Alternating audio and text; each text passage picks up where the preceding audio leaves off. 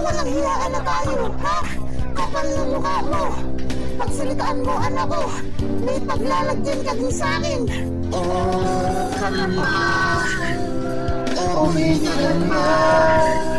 Huwag mo hintayin ako'y mawala na. Chillax ka lang. Kalma ka lang, mama. Ingay.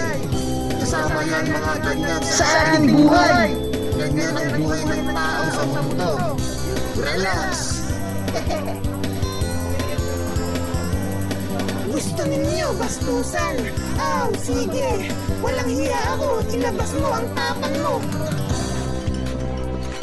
Huwag natin idadaan sa init ulo.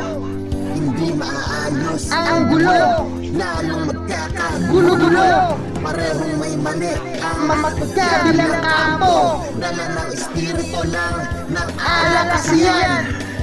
Di sadyang magkainitan sa inuman.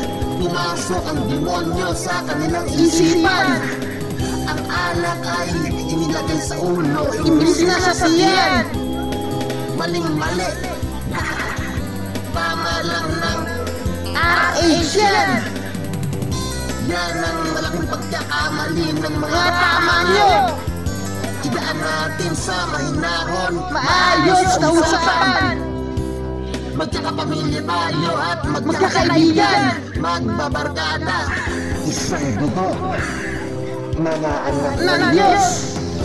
Problema